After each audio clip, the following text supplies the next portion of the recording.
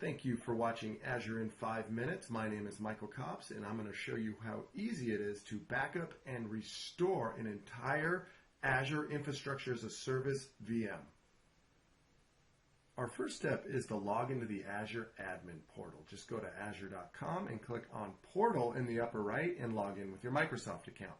Once we're in the portal, let's go ahead and click on Virtual Machines. And here you'll see you're running virtual machines. Today I'm going to back up TS2 VM Backup. Before we go into recovery services to initiate our VM level backup, let's log into the VM and make a change so we know the point in time in which we're restoring this VM. So I'll go ahead and just make a change prior to backup, and we'll go ahead and save the file and go back to our portal.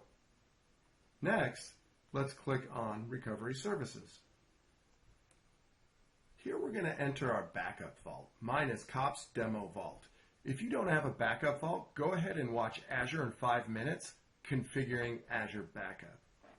So I'm going to click on the Copps Demo Vault, and here you'll see our home page that gives us access to all the documentation on configuring backup. At the top, we have documentation on protecting on-premises workloads, but if you scroll down, you'll see new documentation, protect Azure virtual machines. And really it's broken down into 3 easy steps. First, we're going to discover which Azure virtual machines are out there. Then we're going to register the Azure virtual machines. And what registration does is it deploys the Recovery Services extension onto the VM. This extension enables backup to take an application consistent backup with the volume shadow copy services, or VSS, without the need, and this is important, to shut down the VM. And then finally, we're going to initiate the protect of the Azure virtual machine. And once we have a protection backup taken, then we can go ahead and initiate our restore. So let's go ahead and discover our virtual machine so we can back it up. So I'll go ahead and click on Discover Virtual Machines, which takes me to my Registered Items page. And this shows the existing VMs that I am currently backing up, and these are the ones that are registered. I'll go ahead and click on Discover on the bottom. And this may take a couple minutes to run if you haven't run it before. Once the discovery is completed, go ahead and click on Register.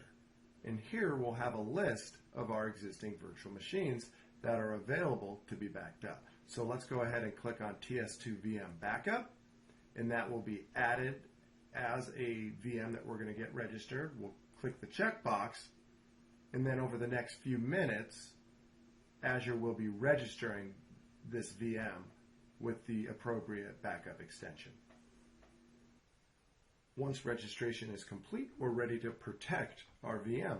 So go ahead and make sure your VM is selected, and we'll go ahead and click Protect. Choose the VM again, hit Next, and now we need to create a protection policy or use an existing one. This is basically the schedule on when we want to actually back up this VM. So I'll go ahead and create a new policy. We'll call this Test 2. We'll do a daily backup, and we'll do it in the middle of the night, let's say 1 a.m. And I have some retention options. We'll go ahead and do every 30 days, choose the default setting, and click Finish. So once we've created and assigned our protection policy, at the top we can go and see our protected items. I have a previous VM, Test VM Copps, that is currently protected and has 1 recovery point. That means 1 backup has run. And for the VM we just decided to protect, my initial backup has not run yet, but for the sake of this demo, I'll go ahead and back up now.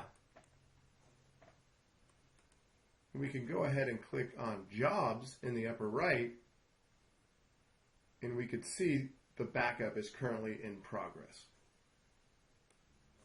Once our backup is complete, and it looks like this one took about 29 minutes, we can go back to the Protected Items section and see that we have 1 recovery point here for TS2 VM Backup. So before we run our restore, let's go back into our virtual machine and open up our VM backup document and make a change so that we know the difference between our backed up VM and our live VM. So let's go ahead and save our file and then go back into our admin portal and select the VM we're working with, and we'll go ahead and initiate a restore. And our restore an item wizard comes up, and we have one recovery point listed. If I had multiple, I could go ahead and select from a date, but we'll choose the one that we just created. Hit the arrow, and then we'll name our new virtual machine. We'll call this TS2 VM Backup or TS2 VM Restore. We could create a new cloud service or select an existing. We'll go ahead and just create a new one, and we'll just leave the default no virtual network, no subnet. We can change that later. And we'll initiate the restore, and you'll see it's creating the restore job here. And then if we go back over to jobs,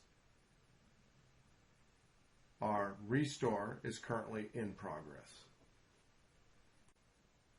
And once our restore has completed, and as you can see, this one took about 20 minutes, let's go ahead and go back into our VMs in our Azure Admin Portal, and we'll see that TS2 VM Restore is now running alongside of the original VM, TS2 VM Backup. So let's go ahead and connect to the new restored VM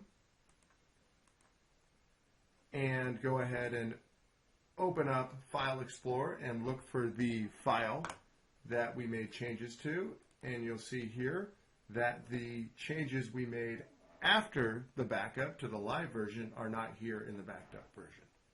So hopefully you saw that backing up and restoring Azure VMs is quite simple. For more Azure in 5-minute videos, go ahead and go to azure.msts2.com. Thank you for watching.